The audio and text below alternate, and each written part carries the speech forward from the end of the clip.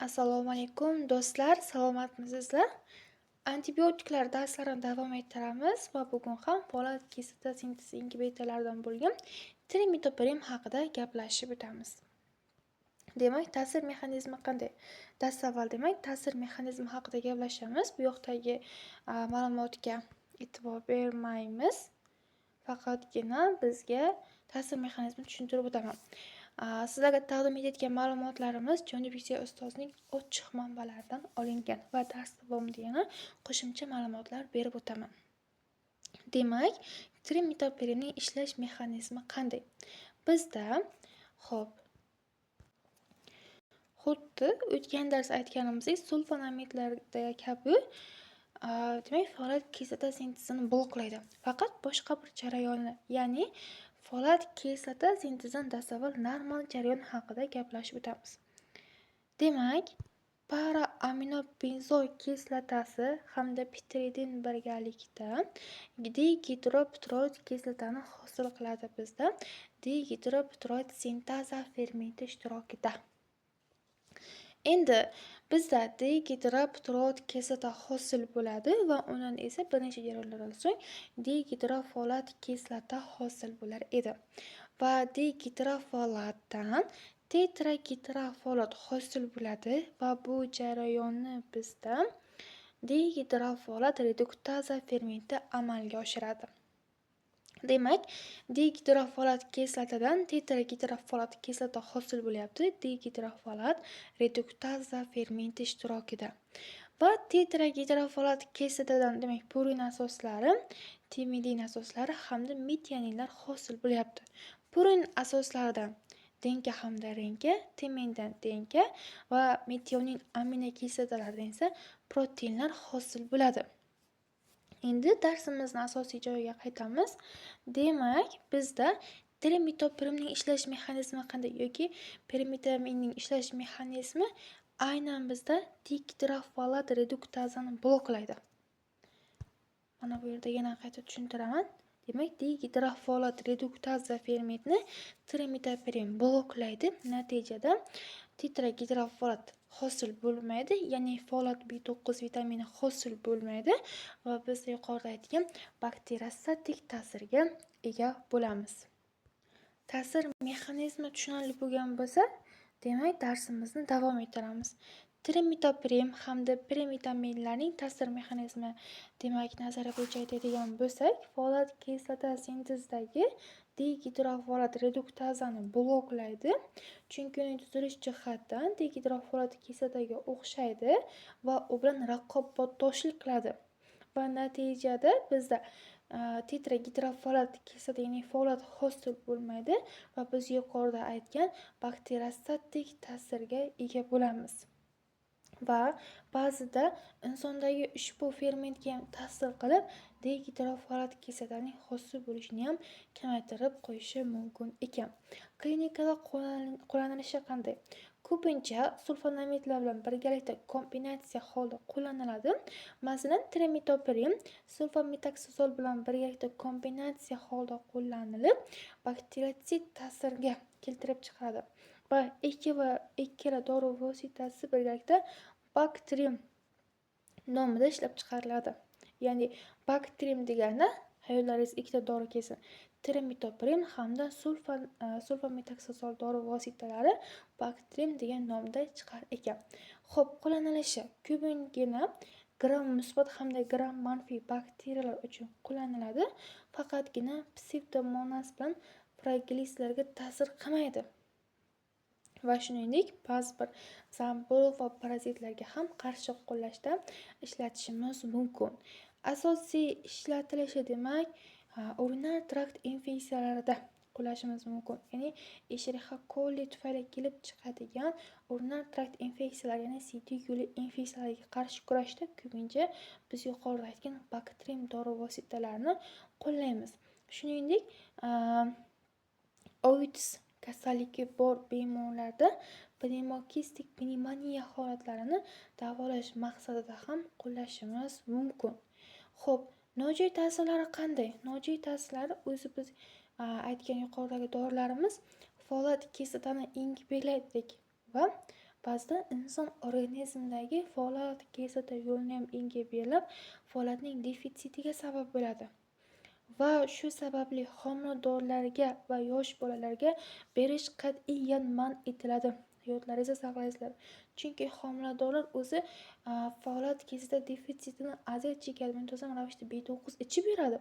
Siz Trimetor Prem yoki sulfonamidlarni bersangiz, ular folat kislota yo'lini enga belgilaydi. Natijada bir qancha o'ta yomon nojo'ya ta'sirlarni keltirib chiqaradi. Chunki o'zi folatlarning vazifasi hujayralarning bo'linishini ta'minlaydi. O'zi homiladorlar bilan yosh bolalarda eng muhim jarayon bu hujayralarning bo'linish jarayoni hisoblanadi. Nojo'ya ta'sirlari demak, o'zi hujayralarning bo'linib ko'payishini bloklaydi, ya'ni kamaytiradi. O'shaning hisobiga demak, mikroplastik anemiyalarni ko'rishingiz mumkin. Mikroplastik anemiya holatlarini ko'rishingiz mumkin.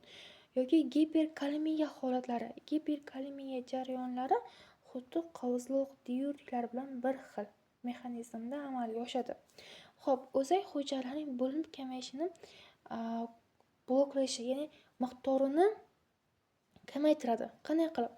Insondagi fermentlarga ham ta'sir qiladi. Trimetoprim dori vositalari, ya'ni dihidrofolat reduktazani bloklaydi. Natijada tez bo'linib ko'payuvchi hujayralarning ham bo'linib ko'payishini bloklaydi. Masalan, bularga suyak ko'magi misol bo'ladi. Chunki suyak ko'magi inson organizmidagi eng tez bo'lib ko'paygan hujayralardan biri hisoblanadi. Va qon hujayralarining hosil bo'lish miqdori kamayib ketadi. Natijada leykopeniya, granulositopeniya hamda mikroplastik anemiya holatlarini kuzatamiz. Mikroplastik deyilishiga sabab tasavvur o'zak hujayra bo'ladi. Undan so'ng bir necha kichik hujayralarga bo'linib ketadi va har bir kichik hujayra yana kichik hujayralarga bo'linib ketib, shu tarzda asosiy hujayralarni hosil qiladi. Endi bizda ushbu hujayralarning bo'linib ko'payishini folat kislotasi ta'minlardi. Endi folat kislota defitsiti bo'lyaptimi? Bunaqa bo'linish bloklanadi. Natijada yaxlit bir hujayra, ya'ni mikroplastik hujayra hosil bo'ladi.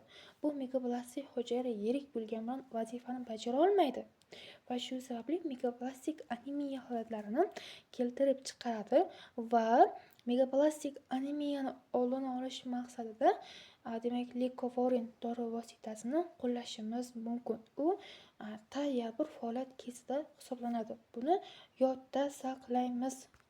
Eng muhim bo'lgan kerakli ma'lumotlar hisoblanadi. Leukovorin dori vositamiz. Bundan tashqari giperkalemiya kabi nojo'ya ta'sirlari yuqori dozada berilganda giperkalemiya holatlarini keltirib chiqaradi. Ularning ta'sir mexanizmi demak kaliy saqlovchi diuretiklarniki bilan bir xil. Yuqorida biroz xato ketgan bo'lishi mumkin. Demak, kaliy saqlovchi diuretiklar bilan bir xil. Ya'ni aldosteron retseptorining antagonistlari hisoblanadi. Masalan, kaliy saqlovchi diuretiklarga virochpron dori vositalarini aytadigan bo'lsak, bular ham yodlaringizda bo'lsa, aldosteron retseptorlarning antagonistlari hisoblanadi. Demak, xo'p, qachon qo'llaymiz? Asosan sulfadiazin dori vositalari demak kuygan yaralarni davolash maqsadida hamda sulfadiazin bilan permetamin dori vositalari esa toksoplazmasini davolash maqsadida qo'llashimiz mumkin bo'ladi. Endi yuqorida aytgan joylarimiz demak kaliy yuqori doza bo'layotgan bo'lsa, demak kaliy miqdorini oshirib yuborishi bu yerda demak batafsil tushuntirib o'tirilgan. Ya'ni siydikdan, ya'ni to'g'ri aytgan bo'lsak qondan siydikka kaliy o'tishi kerak edi, lekin endi bu transporter kanalini bloklab qo'yapti nefron kanalchalarida. Natijada endi qondan siydikka kaliy o'tmaydi va qon tarkibida kaliy miqdori ortib ketib, giperkalemiya kabi nojo'ya ta'sirlarni keltirib chiqaradi. Endi umumiy bir ma'lumot sifatida trimetoprimlar hamda sulfonamidlar haqida gaplashib o'tamiz. Demak, sulfonamidlarning ta'sir mexanizmi folat kislota sintezini ingiberlardi. Ya'ni para-amino benzoik kislotasining analogi sifatida, ya'ni PAPAning analogi sifatida. Bu trimetoprimlar esa dihidrofolat reduktazani bloklaydi. Xususiyatlari: demak, sulfonamidlarni mikroorganizmlarga selektiv ta'sir qiladi. Ana shu mikroorganizm o'ziga ta'sir qiladi. Trimetoprimlar esa asosan folat kislotani o'zini bloklaydi. Xo'p, sulfonamidlar keng tarqalgan, trimetoprimlar esa biroz miqdori kam. Xo'sh, sulfonamidlarning eslatmasi yakka holda kam ishlatiladi, chunki kombinatsiya holda beriladi. Masalan, trimetoprimlar bilan birgalikda. Xo'p, trimetoprimlar esa inson fermentiga ta'sir qiladi. Ya'ni kam ta'sir qiladi. Bundan tashqari, trimetoprimlar bilan birgalikda yuqorida aytganimizdek sulfonamid dori vositalarini birgalikda qo'llashimiz mumkin ekan. Bu yoqdagi pastdagi ma'lumotlar bugungi darsimizga tegishli emas. Chalkashmaysa degan maqsadda tushuntirib o'tmadim. Demak, bu yerda antifolat dorilar haqida yana qaytarib tushuntirib o'tilgan va bu yuqoridagi jarayonlarni tushuntirib bergan edim. Xo'p, sulfonamidlarning o'ziga xos xususiyatlari va trimetoprimlarning yana bir o'ziga xos xususiyatlari haqida gaplashamiz. Sulfonamidlar demak kuchsiz kislotali birikmalar hisoblanadi. Ularning umumiy kimyoviy yadrosi para-amino benzoik kislotasiga o'xshash va shu hisobiga raqobatdoshlik qiladi deb biz yuqorida ham aytgan edik. Demak, ularning ta'sir effektiga ko'ra, ya'ni sulfonamidlar ta'sir davomiyligiga ko'ra qisqa ta'sirli bo'lishi mumkin. Masalan, sulfisoksal dori vositasi, o'rta ta'siri bo'lsa sulfametaksazol hamda uzoq ta'sir davomliligi bo'lgan bo'lsa sulfadokson kabi turlarga bo'linar edi. Bu trimetoprimlar esa folik kislotasiga o'xshash tuzilish jihatdan va kuchsiz asos bo'lib kislotali muhitda tutilib qoladi va natijada prostata hamda vaginal suyuqliklarda yuqori konsentratsiyaga erishirlar ekan. Xo'p, trimetoprimning katta qismi sidik orqali o'zgarmagan holda chiqib ketadi va ushbu dorining yarim parchalanish davri sulfametaksazolga o'xshash bo'lib 10-12 soatdan davom etadi va shu sababli trimetoprimlar bilan ko'pincha sulfametaksazol birgalikda qo'llaniladi. Va bu yerda ta'sir